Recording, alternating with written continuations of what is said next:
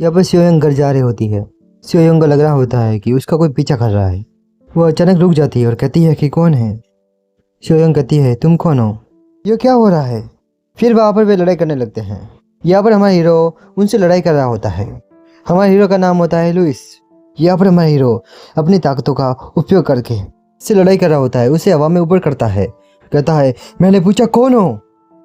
पर वहाँ पर वह कुछ कहता नहीं है। हमें दिखाया जाता है कि वो एसफल होता है, उन सब का बॉस। हमारा हीरो कहता है कि एसफल। हमारा हीरो उसे जादुई शक्तियों से गायब कर देता है। यहाँ पर सियोयंग क्लास में बैठी होती है और गाना सुन रही होती है। उसके पास 2 जून्स आता है उसे डराने के लिए। यहाँ पर हमारी हीरोइन काफ़ी डर जाती है। यहाँ पर उसने वैम्पायर वाला मास्क पहना था, उसे जोर से धक्का मारती है। फिर यहाँ पर सियोयंग गुस्सा को चली जाती है। वह कहता है तुम मुझे मरने का क्यों कह रही हो, तुम्हें पता है ना लड़कियों के साथ आजकल क्या हो रहा है, जानती हो वैम्पायर्स। पता है वैम्पायर्स की आंखें इस तरह से लाल होती है। सियोयंग कहती है वैम्पायर्स एक मजाक है।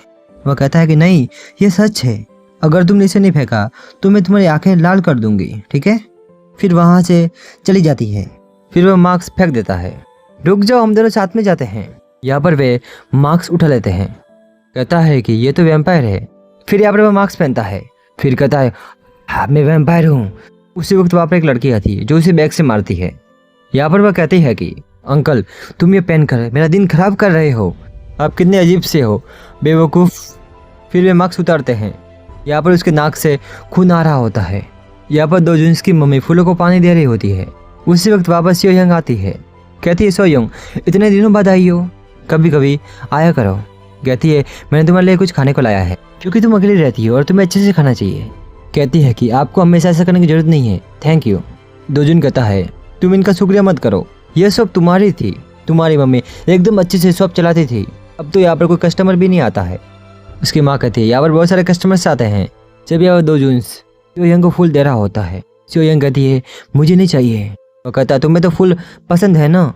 2 जून जबरदस्ती उसे फूल दे रहा होता है। उसके हाथों पर फूलों का कांटा लग जाता है जिसकी वजह से उसकी उंगली से खून बहता है। यहाँ पर खून की बूंद फर्श पर गिरती है। सियोयंग कहती है कोई बात नहीं, मैं अभी जा रही हूँ, मुझे जाना होगा। जब सियोयंग जा रही होती है उसके पास से लुइस गुजरता है जो कि लुइस उसे देख रहा होता है। वो कहती है आप वापस आ गए, तुमसे पहले आए थे उससे भी ज़्यादा हैंडसम इस बार लग रहे हो। उसका हाथ पकड़ के कहती है कि तुम किस तरह के फूल की तलाश में हो। कहती है ओ डियर तुम्हारी स्किन तो एकदम एक बच्चे की तरह है। कहता है कि क्या आपके पास कोई नए फूल आए हैं। यहाँ पे लुइस को कोई खुशबू आ रही होती है। कहता है कि यह किस फूल की सुगंध है। लुइस कहता है कि नहीं यह वो फूल नहीं है। यहाँ पर जब लुइस आगे बढ़ता है यहाँ पर उसे खून की बूंद पड़ी हुई मिलती है। फिर यहाँ पर वह उसे सूंघता है। फिर उसे समझ में आ जाता है कि क्या करना है। तुम तो बाहर और भी ज़्यादा खूबसूरत लग रहे हो। कहता है वह लड़की कौन थी जो अभी आई थी। वह कहती है सियोयंग, वो इस शॉप की पुरानी मालकिन की बेटी है। लुइस कहता है कि मैंने लाइफ में कभी ऐसी सुगंध नहीं सूंघी। क्या वो वही लड़की तो नहीं है जो कि हमारी हेल्प कर सकती है फूल ढूंढने में। हमें सियोयंग को ढूंढना होगा। यहाँ पे एकन और बेकन उसे ढूंढने जाते हैं। वे दोनों काफ़ी समय से स्कूल के बाहर वेट कर रहे थे। कहते हैं कि मुझे लगता है कि वह चली गई है, पर हम थोड़े समय और वेट करेंगे। वह गार्ड उन दोनों को पकड़ के कहता है कि तुम दोनों स्कूल के आगे क्या कर रहे हो। कहता है बेकन एकन। बेकन कहता है कि सर आप। वो कहते हैं फूल ढूंढ रहे हो तो आसानी से नहीं मिलेगा। बेकन कहते एक लड़की है सियोंग, शायद वह ढूंढ सकती है। एकन कहता है कि लुइस कह रहा था कि उसकी स्मेल गोल्डन थी, वह फूल ढूंढ सकती है। तभी उसी वक्त सियोंग स्कूल से आ रही होती है। स्कूल ड्रेस पर उसका नाम लिखा हुआ देख लेते हैं। यहाँ पर सियोंग उसे मिल चुकी होती है। उनसे कहते हैं हमें अभी चलना होगा। यहाँ पर 2 जून उसके घर पे जाने की कोशिश करता है पर सियोंग उसे आने से मना करती है। उसने कहा कि तुम अकेली हो, वैम्पायर्स आ गया तो सियोंग कहती आने दो। फिर वह घर पे चला जाता है। कहता है एक दिन तो मैं उसे पा ही लूँगा, क्यूट हूँ मैं। उस समय हमारा हीरो और वह लोग वहाँ पर ही होते हैं। उस समय उसे चोट लगी होती है, वह फिर से बैंडेज लगा रही होती है। उसे लग रहा था कि उसका दोस्त आया है। वह जोर से दरवाज़ा खोल के कहती है कि क्या है। सियोयंग कहती है कौन हो तुम। सियोयंग कुछ याद करती है। उसे याद आता है कि कहती है तुम वही हो ना स्टंटमैन। हमारा हीरो सीधे उसके घर के अंदर जाता है। कहती है हेल्प करने के लिए शुक्रिया, पर आप मेरे घर को कैसे जानते हो। यहाँ पर उसकी सभी चीज़ें फैली हुई होती है। सियोयंग कहती है अरे क्या कर रहे हो, नीचे रखो उसे। जब सियोयंग उसे पकड़ती है वह थोड़ी गिरने वाली होती है।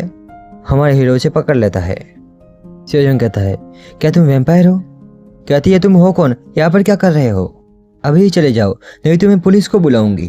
जब वो पुलिस को बुलाने के लिए मोबाइल लेने जाती है, फिर वो मोबाइल हमारे हीरो के पास होता है।